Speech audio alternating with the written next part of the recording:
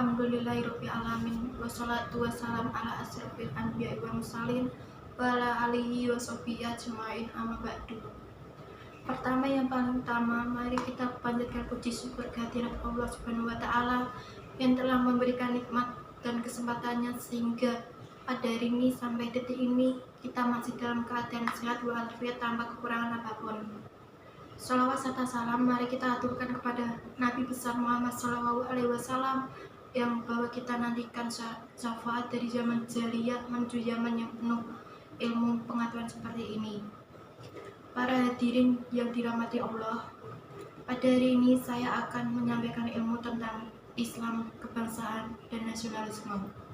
Nasionalisme adalah suatu sikap politik dari masyarakat suatu bangsa yang mempunyai kesamaan kebudayaan, wilayah, serta kesamaan cita-cita dan tujuan. Dengan itu masyarakat suatu bangsa akan merasakan adanya kesetiaan yang mendalam kepada bangsa itu sendiri.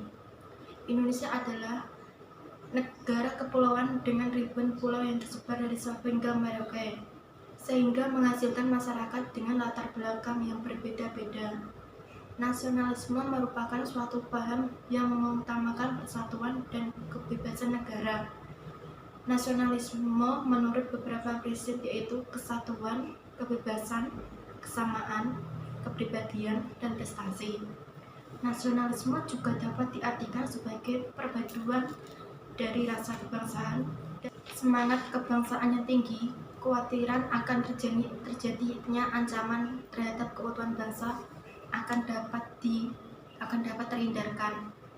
Nasionalisme memiliki beberapa prinsip, yaitu prinsip kebersamaan menuntut setiap warga negara untuk menetapkan kepentingan bangsa dan negara di atas kepentingan pribadi dan golongan. Prinsip persatuan dan kesatuan menurut setiap warga negara harus mampu mengesampingkan pribadi atau golongan yang dapat menimbulkan perpecahan dan anarkis atau merusak. Untuk menegakkan prinsip persatuan dan kesatuan, setiap warga negara harus mampu mengedepankan sikap kesetiakawan sosial, peduli terhadap sesama, solidaritas, dan berkeadilan sosial, dan prinsip demokrasi yang memandang bahwa setiap warga mempunyai kedudukan, hak, dan kewajiban sama karena hakikatnya kebangsaan dan adanya tekad untuk hidup bersama mengutamakan kepentingan bangsa dan negara. Perkembangan dari bawah untuk bersedia hidup sebagai bangsa yang bebas, merdeka, berdaulat, adil, dan makmur. Nasionalisme juga memiliki beberapa kelemahan, yaitu kualitas ikatan rendah, tidak akan mampu mengikat manusia dalam persatuan umat yang sesungguhnya. Ikatan hanya bersifat emosional dan muncul secara tiba-tiba dari naluri mempertahankan diri dan cenderung berubah-ubah. Ikatan bersifat temporal akan meningkatkan ketika mendapat ancaman dari pihak luar. Sebaliknya, pada saat keadaan normal atau aman, penjajah telah pergi, ikatan pun ikut pergi. Aksi damai yang melibatkan jutaan umat Islam di akhir tahun 2016 menimbulkan berbagai pro dan kontra. Orang dengan paham nasionalis tentu mengklaim bahwa umat Islam minim sikap nasionalisme. Negara Indonesia adalah negara demokrasi, segala perbedaan terdapat di dalam negara, mulai suku, budaya, agama, dan lain-lain. Sebaiknya jadi segala keputusan harus berlandasan prinsip nasionalisme. Tuntutan aksi dalam menuntut saudara Ahok agar segera diproses di kasusnya penistaan terhadap agama Islam. Tuduhan penistaan adalah berpatok pada perkataan saat pidato di Kepulauan Seribu, yaitu jadi jangan percaya sama orang, kan bisa saya dalam hati kecil, bapak ibu nggak pilih saya karena dibohongi pakai surat Al-Maidah 51 macam-macam gitu loh, itu hak bapak ibu ya. Respon terhadap aksi damai 212 yaitu diklaim minim nasionalisme tetapi mementingkan paham dari agama dalam negara yang menganut sistem pemerintahan demokrasi adalah aksi parade kebinekaan Indonesia yang diserangkan di area Car Free Day. Aksi parade ini diklaim sebagai parade pemersatuan bangsa Indonesia dengan mengeluarkan kebudayaan dari seluruh Indonesia, dan pesaing tersirat bahwa aksi 212 yang bersifat memecah antar umat beragama. Di balik seperti itu, yang dilansir aksi damai 212 diklaim lebih nasionalis karena memiliki tujuan yang jelas dan tidak menimbulkan hal negatif seperti merusak tanaman dan meninggalkan kotoran di lokasi. Aksi damai 212 membawa aspirasi bangsa dan agama di mana ditunaikan sholat Jumat yang fenomenal dengan yang diselenggarakan di area Car Free Day di sepanjang Jalan Tamrin, Jakarta Pusat tersebut tidak memiliki tujuan yang jelas, apalagi ditambah dengan munculnya atribut partai di area yang dikhususkan untuk masyarakat berolahraga itu. Sikap nasionalisme memang penting, jauh dari wajib bagi umat Islam mengikuti petunjuk Al-Quran adalah mutlak. Maka dari itu Islam mempunyai pandangan sendiri tentang nasionalisme. Mungkinkah kita menjadi muslim taat sekaligus nasionalis sejati pada saat bersamaan? Jawaban ini sangat tergantung pada definisi, persepsi, dan penghayatan kita akan orang Al-Maudi, tokoh Islam Pakistan.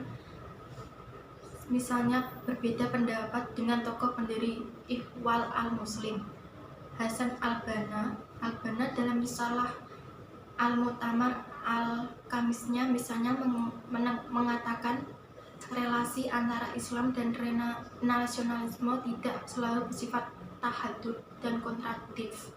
Menjadi muslim baik tidak selalu berarti antisionalisme. Kalau kita teruskan, menjadi sekularis juga tidak selalu berarti menjadi nasional setulen.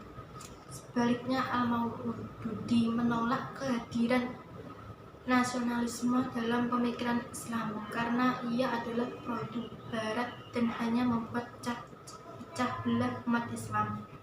Nasionalisme dengan pengertian paham atau ajaran untuk mencintai bangsa dan negara sendiri dan kesadaran keanggotaan dalam suatu bangsa yang secara potensial atau aktual bersama-sama mencapai, mempertahankan, dan mengabdikan identitas, integrasi, kemakmuran, dan kekuatan bangsa bukan hanya tidak bertentangan, tapi juga bagian tak terpisahkan dari Islam.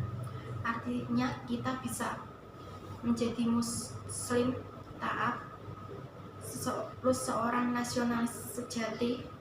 Para ilmuwan muslim memberikan roh Islam sebagaimana Dr. Zaid Abdul Karim dalam bukunya Hubul Watan menulis, nasionalisme adalah tanggung jawab individu terhadap negaranya yang bersesuaian dengan ajaran Islam.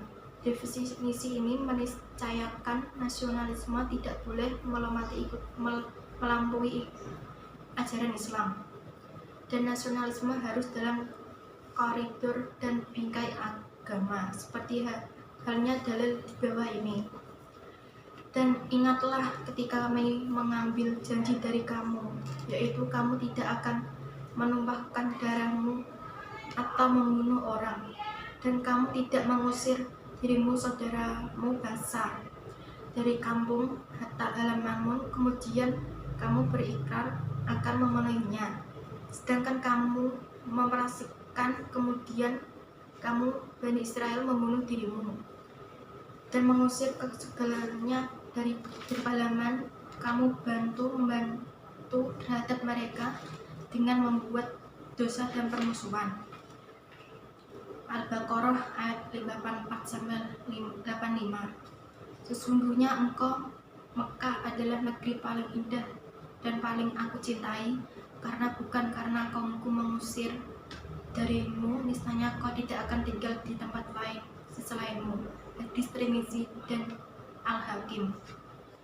Dari beberapa ayat dan hadis di atas bisa ditarik kesimpulan bahwa kecintaan dan loyalitas terhadap agama haruslah berada di atas kecintaan loyalitas terhadap negara. Tetapi pada tataran praktis, nasionalisme dan kecintaan terhadap negara tidak hanya selaras dengan cita-cita agama, bahkan menjadi wujud serta implementasi dari loyalitas kecintaan terhadap bangsa. Nur Khalid Majid memiliki pandangan nasionalisme sejati dalam arti suatu paham mempertahankan kepentingan seluruh warga bangsa tanpa kecuali adalah bagian integral dari konsep pemerintahan Madinah, yaitu dibangun oleh Nabi Muhammad SAW bersama para sahabatnya. Berkaitan dengan konsep pemerintah Madinah, Nabi Muhammad SAW, Robert N. Bellah menyebutkan bahwa contoh pertama nasionalisme modern ialah sistem masyarakat Madinah pada masa pemerintahan Nabi.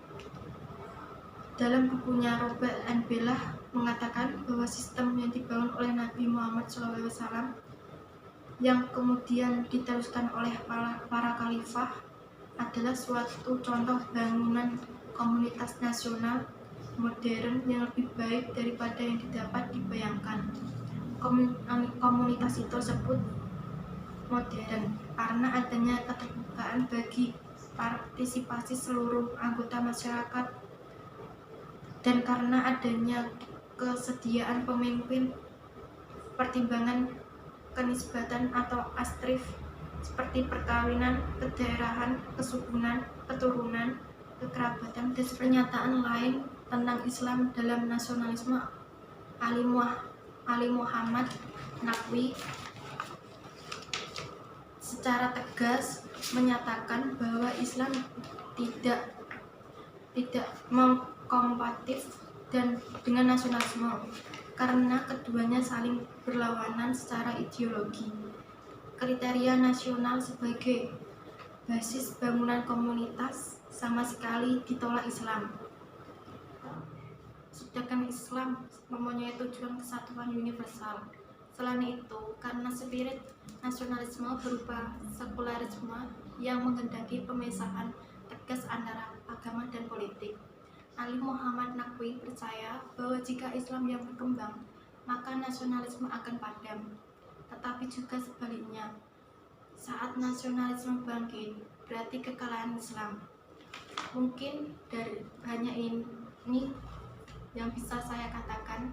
Saya berharap presentasi saya yang saya berikan dapat bermanfaat bagi semua. Jika saya merasa ada kekurangan dan kesalahan, saya minta maaf karena kesempurnaan hanya milik Tuhan. Wassalamualaikum warahmatullahi wabarakatuh.